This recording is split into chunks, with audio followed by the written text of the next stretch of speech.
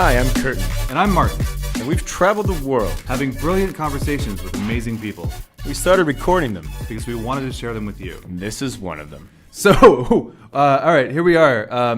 This is our first actual recording of our conversation about our podcast. So that's exciting, right? Well, yeah, I mean, for a Sunday. For a Sunday, yeah. I guess we'd better do it on a Tuesday, right? Tuesday afternoon. All of the exciting things Yeah. happen on Tuesdays. Yeah, there's not much going on today, so this has to be one of the highlights. Yeah. Yeah. So where are you right now? Oh, looky, I'm actually back in my home country, the United States. I actually haven't been here longer than 48 hours in a couple years. So Yeah. it's been interesting coming back to the U.S. in January of 2019, just seeing some family for a couple weeks. But it's been absolutely wild, the stuff you forget about, until you come home. Like all the advertisements on television and people bickering about, all sorts of things in the national media every day, all day. Yeah. You just kind of realize, like, what the heck? How have I been spending my life the last 8 years, without all this? What about Americans living in Brazil? What are they doing lately? Oh, let's see. Do I know any Americans that are living in Brazil right now? I think that the answer is no. I meant you. Oh, oh, right. Shit. Wow, man, I've just completely divorced myself from that entire experience, haven't I? There, yeah. So I've been. Yeah, you're like blocking it out. That's right. What's an American? Well, this American is trying to extend his tourist visa, trying to navigate the level, little bit of bureaucracy that exists here in Brazil, which is actually really not that bad, all things considered, as far as I can tell. It's just very opaque because it's all in Portuguese, which I only speak a little bit of Portuguese, so it's a little bit more complicated. But yeah, I've been hanging out here since New Year's, which is I think the last time that we saw each other, and Yeah. finally getting a little Apart bit from of your routine. webcam show. Apart from my cam show, yeah. See, the Yeah, problem is with most. I'm one of your subscribers. Oh, really? That's perfect. Oh, man. I'm so excited about that. So the thing about most campsites is that they're not going to show your videos to people in the same country as you. So if I want to display myself to people in the States, I have to live somewhere else. So thus I'm in Brazil so that I can get this nice American audience. That's why I came here, so I could watch your shows. Yeah. Perfect. So speaking of shows, we maybe should talk about the people that we're actually going to be displaying here a little bit. Yeah, let's do that. So the first interview, we had a series of conversations with a couple of women, Jess Rohde and Megan Mars, and we had these conversations a little while ago. I think we expected to have a little bit more editing done at this point, but life gets in the way. I'm fine with this level of editing.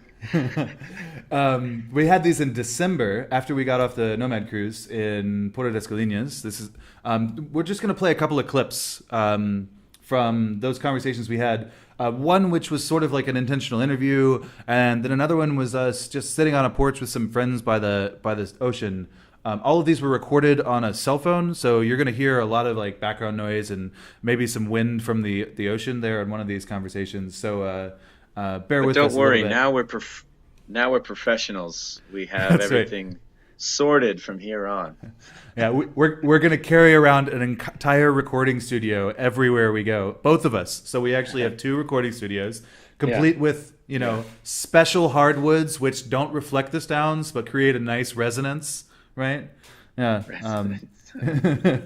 It's in my other carry-on. I'm currently bag. hiding under a sheet right now. Yeah. Oh, I probably should have done that. I'm sitting in the middle of my kitchen. But Go to the bathroom. I should go to the bathroom, right? Hide in the bathroom a little bit. Well, but this is the same room where Pale, the radio vagabond, recorded the interview that I did with him. So if it was good enough for him, Episode I'm gonna go with it's good enough for 110. him. 110, yeah. Which I think is the first time that we mentioned by name this podcast, the Fulcrum. It is. That was our first shout out into the public. Cool. So we had a couple of conversations with Jess and Megan, and in the first one that we're going to play for you, we talked a little bit about who Jess and Megan are. We're going to kind of leave that out of this conversation, but then Because we didn't really get a good answer, did we? no, very mysterious, international travelers. They wouldn't take their masks off. That's right. We have to voice scramble them. This is actually not what they sound like. So in this point, where Megan is talking about how she started traveling. I think Jess will talk a little bit about her experience traveling as well. So we thought it was really interesting and maybe worth sharing just a little bit. So. Do it, and that's what inspired. And everybody starts traveling because of like some kind of hardship that happened in their life. I'm pretty sure. Raise your hand. Hardships. Listeners, raise your hand. Raise your hands. Curtin's raising his hand. Martin's not raising his hand. Megan, why did you start traveling? The burden of reality. Okay, that's a hardship. That counts. I had my first real job, and I was freaking out because I was like, I don't know if I can do this. I'm not going to work 9 to 5 the rest of my life. I'm going to die. I can't survive this way. So, I'm melting.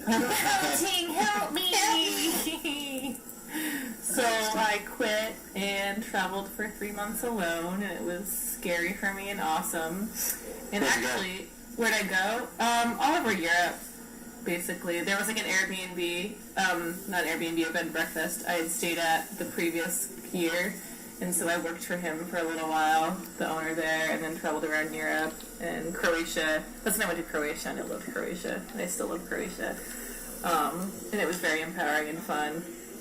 And then so ever since then, I still have like a home base because I like to have a home, but I usually do some traveling a month or two every year. So you're not a full-time traveler? Yeah. Full-time job now?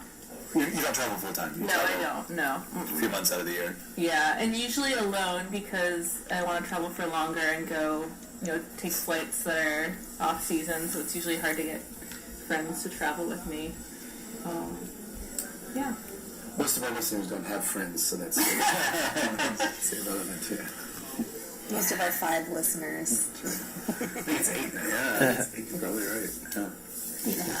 You're going to get to double digits pretty soon. Yeah. One of your babies listening. That's a 0. He's like mostly dead. Not quite. That's it. I'm going to make it. I'm not dead yet. No, I'm pretty sure. I'm not dead. You soon will be.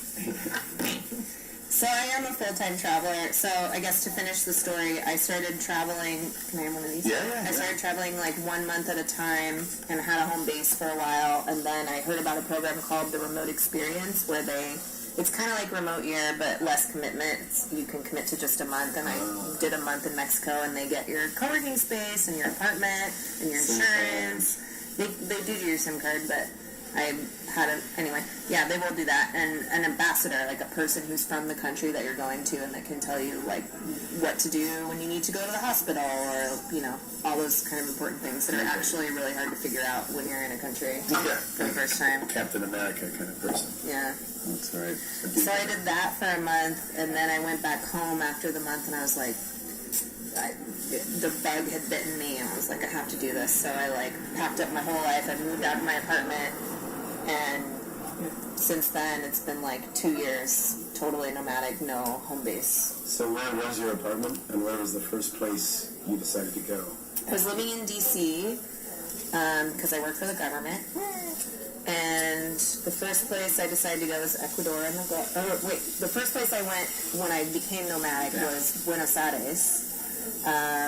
And that was cool, but not really my speed because 1, I don't really like steak, and 2, I don't really like tango, so didn't really work out. It's like a great first place. These people usually go to Europe. Well, I went with the travel group, so that's where they were going. The reason I went back to traveling is because I had such a good experience the first month I went traveling because we had such a good group. With the remote we had an experience. amazing group. Yeah, everybody just bonded, everybody got along, and it was really great. So I went back.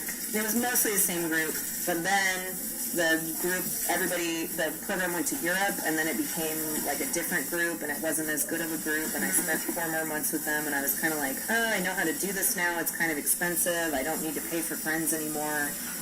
After 4 months, I just decided to just do it on my own. And I think that actually after those 4 months was the first time I went on Nomad Cruise. I went on Nomad Cruise 5 and met a bunch of great people there. And since then, it's been really easy to connect with people.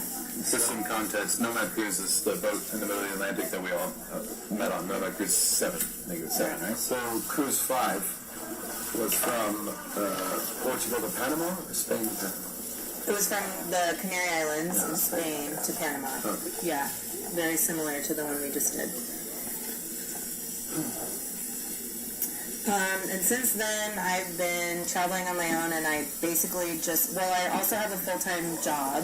I'm a contractor, not an employee, but I travel for work a lot. So this whole summer, I've been going to science conferences in Europe. I've been to 4 different conferences. So it's really great. I get my plane tickets paid for and my accommodations paid for. I love that part. Perfect. But it means I have to travel really fast. So I went to maybe 10 different countries in Europe this summer. So yeah, one of the reasons that I think I wanted to play that particular clip is that it sounds like you, Curtin, and I, Martin, have slightly of a different experience starting traveling or motivation to travel than. Oh yeah.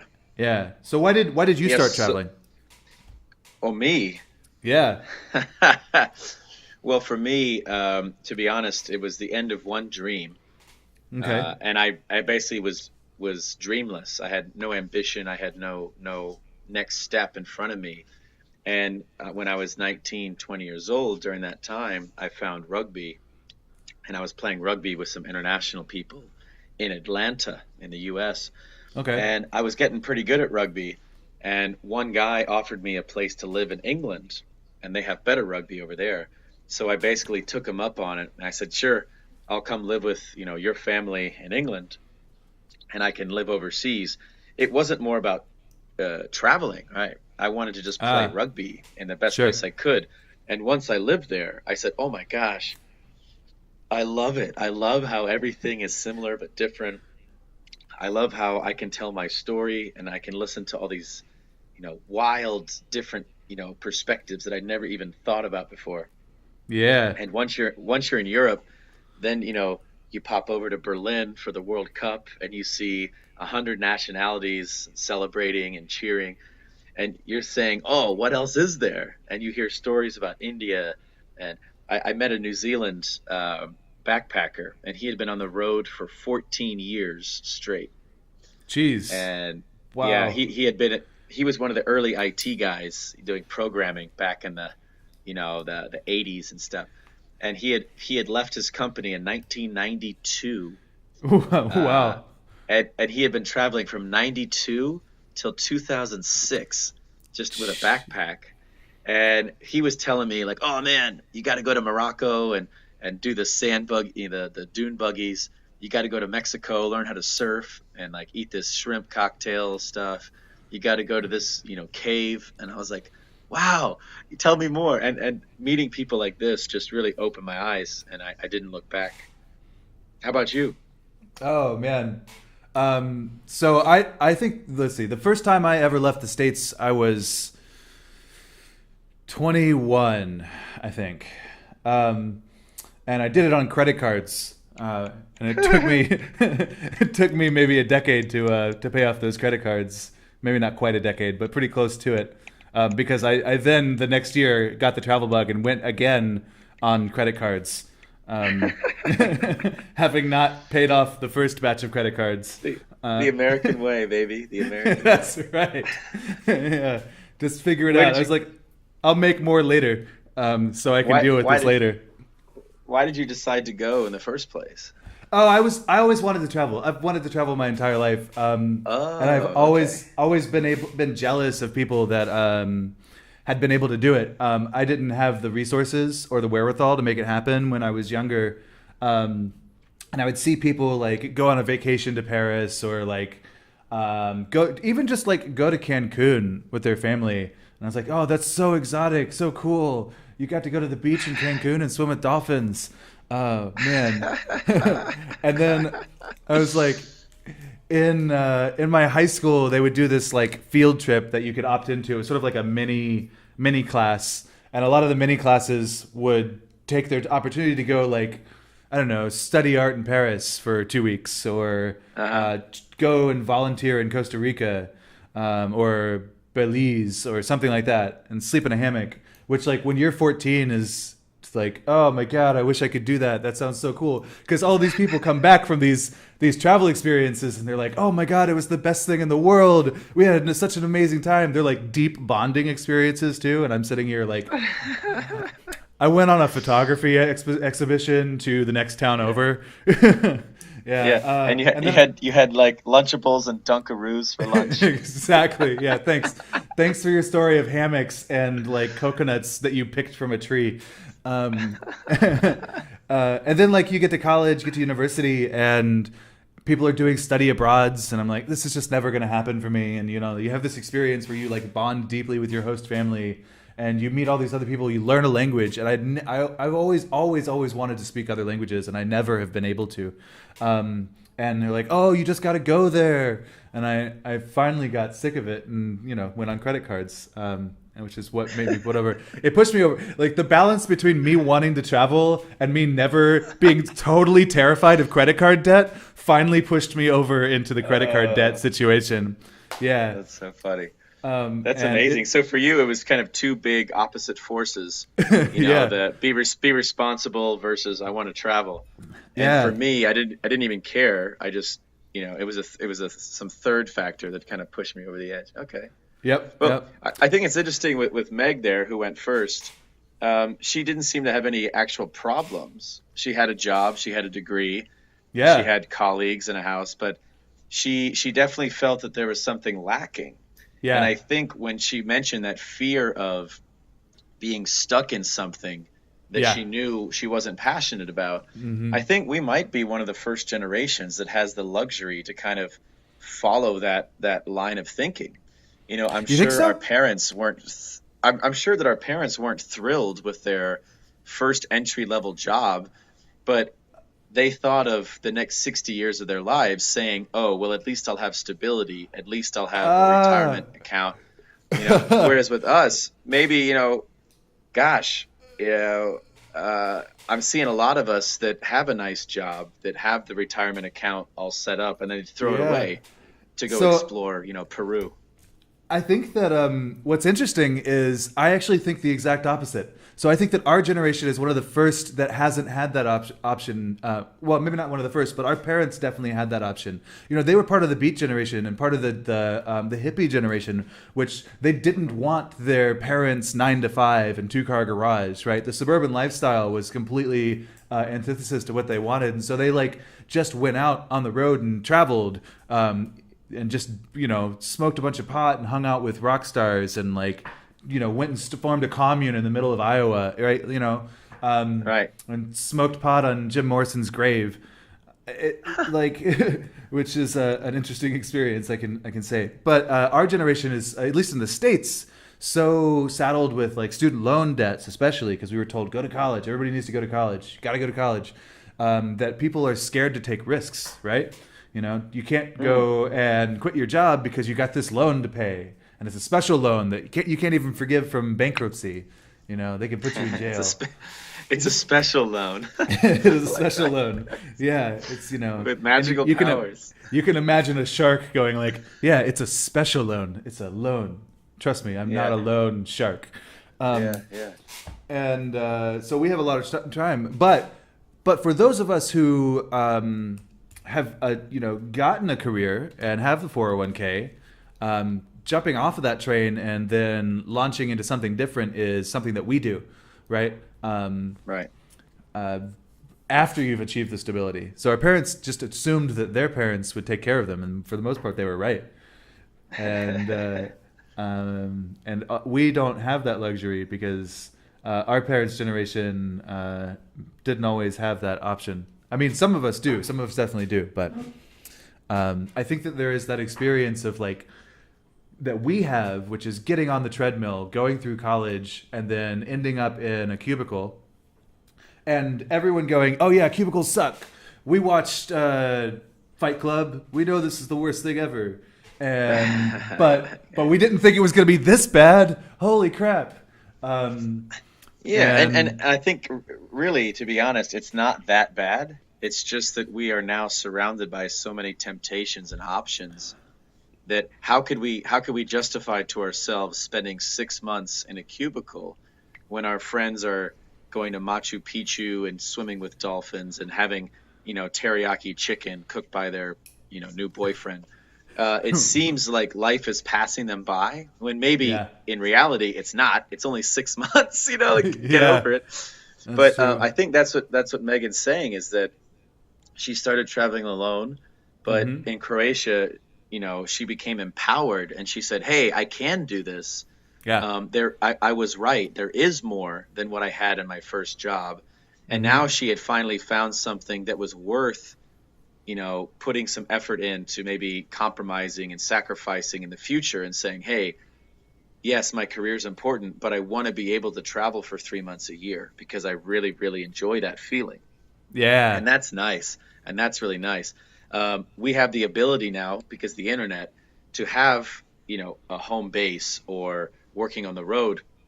So those people who are clever enough to think about it as an option, for those of you listening right now, and to Meg and Jess, and then those of you who want to put in the effort and say, let's take the first step. Let's go to Croatia. Let's see how it feels to be on my own. That's what I got from Meg's story. Yeah, no, I think that you're right, and I think that it's a little bit different from Jess's story. It sounds like Jess didn't dive into it the same way that Meg did. Right. What do you think? I mean, was that? Yeah, I think that those group programs are a great way to start.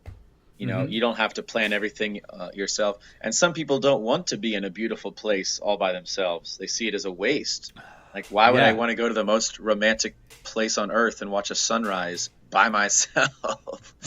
So going to Latin America with a group of people for a month is a great way to learn if you like it, if you like traveling, if you like being a minority in a new scary place or whatever. And for those people that don't like it, they can just never do it again. But in Jess's case, when she said, "I learned I didn't need to pay for friends anymore," that's a huge turning point. When you say, "I don't need to spend $6,000 to have a month in Europe, because everything is protected and they put me in a little glass cage. I can spend 800 euros for a month in Europe and do it my way." Yep. And I think that's kind of like phase 2. Now you're doing it for yourself and you're totally in control, 100% responsibility. And that's exciting. When we get digital nomads and remote workers to phase 2, where they're creating their own schedules and they own up to the fact that they don't have a big wardrobe because they're a carry-on traveler, carry-on only traveler, but they don't need to have a huge wardrobe. And they say, "I'm not going to go to fancy balls and, have the latest swimwear. I'm going to have one bathing suit. I'm going to have comfortable clothes, and I'm going to meet some great people." And that's really cool that we have the power to choose these things. So 2 different stories, both different from ours. So, quite a variety. But I think that one of the things that people, I'm glad that you brought up this idea that Latin America is sort of dangerous. Because I didn't say that. You didn't say that? Did I say that? I think you said something about. Latin America. I said big scary. Sorry. What I meant was usually people. Well, from our experiences with the recent Nomad cruise and a lot of conferences, usually it's a lot of North Americans and Europeans. Who are traveling to other countries where they don't speak the language. So what I mean is that you're going from a majority point of view to a minority point of view, where you're in a big scary country that you can't understand the news, you can't understand what the police are saying, you don't know what your neighbors are talking about. Whether it's Brazil, India, China, Indonesia, Nigeria, whatever, you all of a sudden are not the powerful majority who feels comfortable. So that's what I meant by big and scary.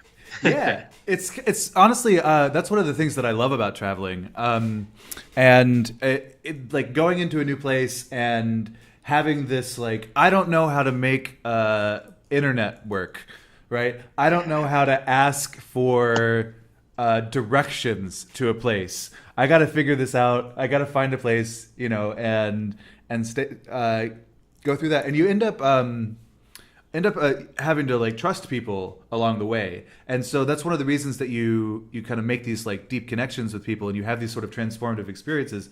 I think is because of the people you meet along the way. We actually have a clip from this conversation about that. Do you how do you feel about playing that right now? I feel great. Cool. So here, this is actually about a few minutes after where we dropped off before. And we're talking about meeting new people and the experience of traveling in Latin America. And let me just pop right into that. So here we... Like, okay, I realize that we're traveling and everything is really intense, but we have to, like, get to know each other first. So that's been, like, a big lesson for me to learn. Yeah, kind of be aware of the need for breaks. Mm-hmm. Not with the EA, but with the AKE.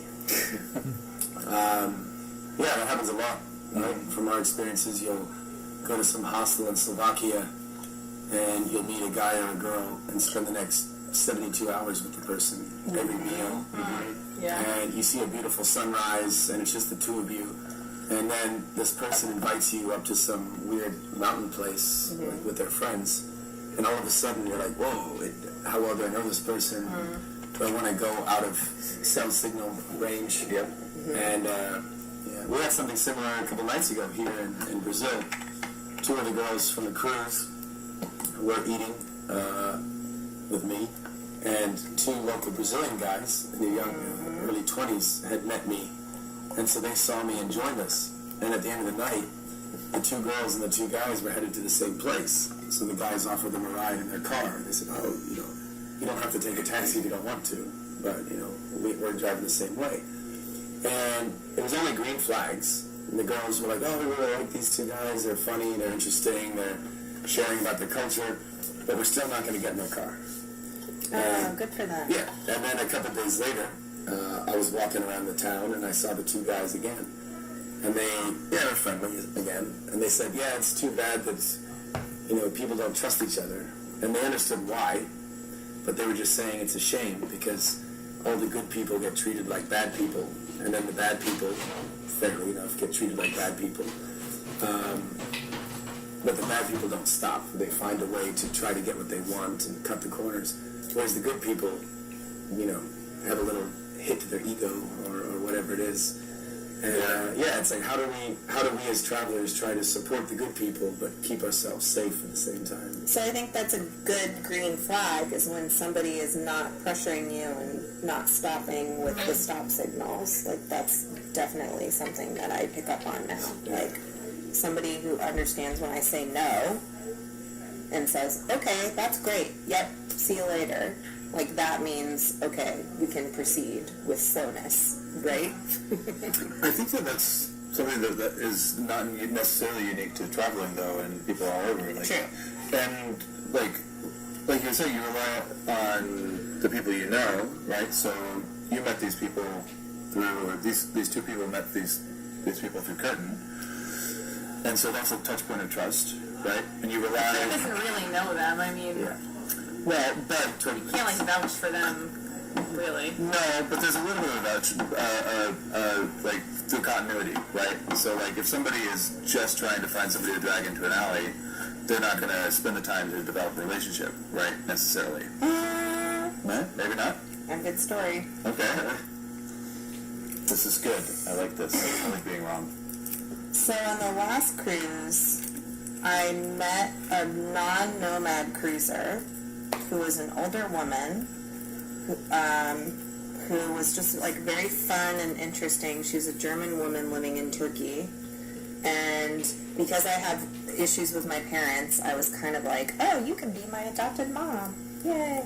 And we kept in touch after the cruise. And built up a lot of trust, just like sending voice messages on WhatsApp and like slowly getting to know each other. And then eventually she like invited me to come visit her in Turkey and like stay with her for a month. And we even planned to like, we're going on the cruise together and we plan to spend like Christmas together in Buenos Aires. Of course, this was all her idea, and I felt a little bit uncomfortable with it at the time, but I was kind of like, well, I don't know what I'm going to do, and I really like you, and it could be fun, and I'm open to new experiences, and you're pressuring me a little bit, but I think it'll be okay. So I went along with it, and then this summer when I went to visit her in Turkey and stay at her house, I realized she's just like a really terrible person, like totally manipulative. She brought me to all of her friends' shops to like get services from them. Like I got my nails done, I got my hair done, I got my facial, blah blah blah. And she kept saying like, oh, you know, most people would make a commission off of this, but I'm not making a commission. And I was like, really? You're not making a commission? The fact that you're saying that is kind of weird. Yeah, the fact that you have to say that you're not. Yeah. So, and then just, I don't know, her friends were all really sketchy. One of her friends, like, kissed me out of nowhere without consent while I was, like, kicking and pushing him away. And she just said, like, oh, that's how Turkish guys are. I don't know. And I was like, no, that's really not okay. She, like, didn't understand that that was not okay. And then, finally, we went to Cappadocia, which is the place in Turkey where they have all of the hot air balloons at dawn, which is a really amazing place. It's, like, my favorite place. I love that place. It's so cool. There's, like, ruins everywhere. And, yeah, it's amazing. So she brought her friend to get me, like, a deal on the hot air balloons, and I had to pay him in cash. And she was like, this guy's a bandito. Like, you can't really trust him. Like, we might pay him, and then, like, there'll be no balloon at all. And I was like, why the fuck are you bringing me to him? But, like, I felt so pressured into it because I was staying with her that I just stayed with, I paid him anyway. And then in Cappadocia, they'll cancel the balloons if the weather's bad, and you're supposed to get your money back. So I didn't get to go on the balloons. I was supposed to get my money back, and she called her friend, and her friend was like, oh, I already spent the money on drinks, I'm really drunk, I spent it all, blah, blah, blah, and she was like, I'll get it back. Well, long and short of it is, like, she got some of it back, but then she didn't want to give it back to me, because she was like, oh, you owe me for staying at my house, blah, blah, blah, like, all this bullshit, and eventually I just had to be like, you know what, keep the money, just don't ever talk to me again. Oh, so, Martin, what's the moral of the story? Don't go hot air ballooning in Turkey, or what? Pretty sure hot air balloons are the Antichrist, and that's the reason there. You know, I don't know. I think that the important thing is that you should trust your instinct, right? And the more you travel, the more you. So some people say the more you travel, the more you develop your instinct, and I don't think that's true. I think the more you travel, the more you learn to acknowledge your instinct, right? Because like if you're the kind of person who's paying attention around. You know, as you're growing up, if you've been to cities, if you walked around, you kind of have sort of a sense. But yeah, I mean, it is hard to know who to trust. What do you think about that? Yeah, I think that the comment you made about trusting your instincts or listening to your instincts, the reason it's difficult for people is because at home in your comfortable country, your instincts are yours, and then you act on them based on how you feel they fit in with your society. Because you understand society, you can make a pretty good judgment. Yeah. For example, if I want to take a phone call because it's really important and my phone's ringing, but if I'm in church or if I'm, if it's during a speech or if I'm in, some tense situation, maybe I should step outside and take the call, right? Yep. Whereas in other situations, I just take the call where I am. And that's based on understanding the culture, right? Yeah. The instinct is the same. The instinct of, I need to take this call, that's the same. So what happens when you go overseas, the instinct that Jess had of like, this woman's pressuring me, I don't like it. That's a good instinct. But she doesn't know if it's rude in Turkey. Like, oh, if your host suggests something, maybe she's just trying to not embarrass herself by letting me be on my own. Maybe she has to take me to hair salon and get my nails done. take me to hot air balloons, because she thinks she has to be a good host. So there's that indecision where you don't know, your instincts are correct, but you don't know how you should act on those instincts. And the longer you travel, the more you realize, okay, if I'm at all worried about it, I have to listen to my instincts. I don't care if I'm rude. I don't care if it's culturally insensitive. My safety is first, or my happiness is first, or whatever your instinct is telling you. So I think that's true, because she said this happened early on, right? One of her earlier travels. She ended up leaving the Turkish lady's place and connected with a few people from Nomad Cruise, 5, who helped her out around Turkey, which is great. So, things do work out. And the only reason she had a great time in Turkey afterwards is because she trusted those 3 nomads who she didn't really know either. So one bad story from trust leads into 3 good, people. Yeah. And I think that one of the things that we can also take from this is that the good people, the people who aren't trying to scam you, are going to understand if you're mistrustful, right? You were talking about those 2 guys in Puerto das Galinas, right? Where they met up with some women and they wanted to go and wander around and they wanted to get in the car, and then later on you saw them and they were talking about this, and even though they were disappointed that you have a hard time trusting people, they understood what it was. Like, they weren't offended by this. You making sure that your own safety is a thing. It's like when a cat smells your finger and walks away, and you say, well, he can trust me. He just doesn't know he can trust me. You're like, well, deal with it. Right. Exactly. You're not going to get angry at the cat. You might be a little disappointed. So I think we have we're almost up on the time we have for this, but we have one last story that is not related to any of the other stories, and it was actually recorded during a separate situation. So we were sitting at a collection of apartments that was sort of endearingly known as the Hack House in Puerto das Galinas, on a porch at night, listening to the ocean, and Jess was kind enough to share this story with us. So I'll go ahead and play that now. So I have a master's degree in salmon migration, which does me absolutely no... Wait, are you being serious? I'm serious. Have you been to Yemen? No. Have you seen the movie? Yeah. Yes, I have. It does me absolutely no use in the real world at all, except for this one story that I can tell in bars and make people laugh. Masters and years of your life. So many. Bar stories. So many. One bar story. That's what I get out of it. So, salmon have this cool way of living where they're born in fresh water in lakes or rivers, and then when they're adolescents and they're, young and in their prime, they go through all these physiological changes in their body so that they can survive in salt water. And they go downstream in this really treacherous journey, and they go through logs and rocks and rapids and predators, and eventually they make it to the big open ocean. And the ocean is a double-edged sword for salmon because there's lots of food for them in the ocean. They need to go there to get really big and fat. And the bigger and the fatter you are as a salmon, the sexier you are. Having a big hump is the sexiest thing about a salmon. On the other hand, leg humps. My humps.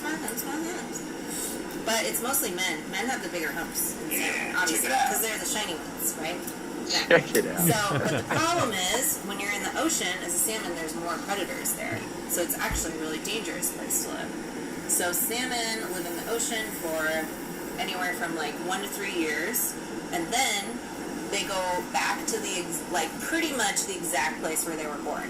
And the really fascinating thing, the reason that I decided to study salmon is because they do this by sensing the magnetic field of the Earth and figuring out what direction they need to go. It's like they have a compass. Yeah, exactly.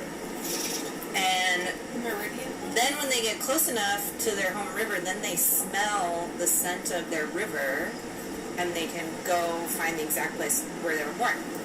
When they get there, it's like a big salmon orgy party. It's like Nomad Cruise in the disco late at night. Everybody's pairing up, and the lady salmon, she turns sideways in the riverbed, and she like brushes all the rocks away, and she like makes a nest. It's like a little sexy mating dance.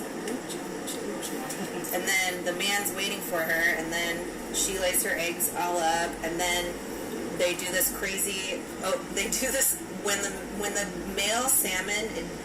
I don't know what the proper term is in salmon terminology, but when he ejaculates, they both make this face where they like open their mouths really big and they go ah.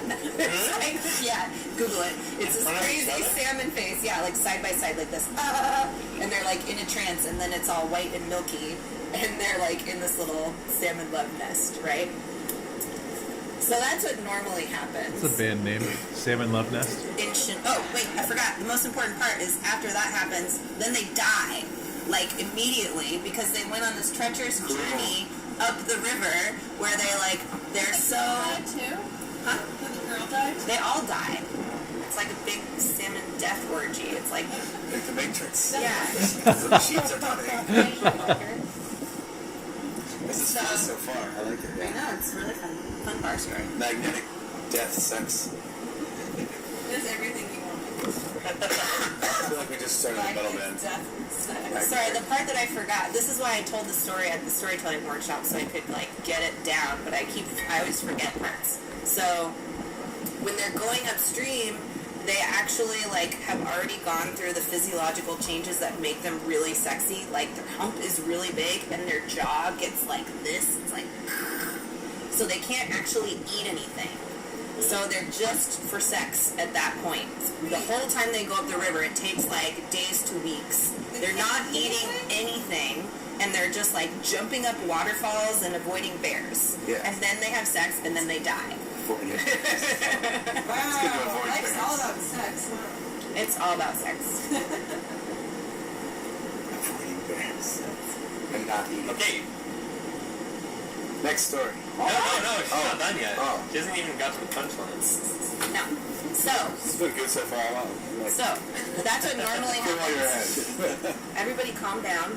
We'll get there eventually. Slow We down. already talked about death and sex and magnets. What more is there? Robots. Robots, salmon. Zombies. Okay, so that's what normally happens. But in Chinook salmon, which are the tastiest kind of salmon, they can do something special where some of the salmon, they decide to stay in the ocean for a longer amount of time. Because the longer you stay in the ocean, the bigger you get, the sexier you are. Some of them are like, the ocean's fucking dangerous. I don't really like it out here. I think I'm just going to like head back and go get it on as soon as I can. They're smaller. They're not as sexy. So when they get to the spawning orgy, they're kind of like standing around like, nobody likes me. Everybody's pairing off. So all the other sexy salmon are getting it on, and they're doing their O face, and they're in this milky cloud, and the other little salmon's just standing around like, So what he does is he waits until the last minute while everybody's distracted going, and he zooms in when they're doing that, and then he he ejaculates into this cloud without consent. And he says, boom! And then he actually manages to get some of the eggs fertilized because it's just like a cloud of milk, and you can't like prevent that as a lady salmon. It's just like, it's happening. And this is actual evolutionary strategy. Like, this is how this style of living goes on in evolution, because those little guys actually fertilize some babies. Smarter? Like, isn't evolution supposed to make only the strong, sexy fish survive and pass on their No, it makes the fittest survive. So you don't have to be sexy. You just have to, you just have to be smart. Like, so you can that's be the rich. moral of the story. Sexy. You just have to wait You can be until the rich last instead of minute sexy. and swoop in at the opportune moment. Life strategies. Shoot to rape. Does he still die? Yeah, they all die. Why does he die? He doesn't get a pairing. You think he should be immortal?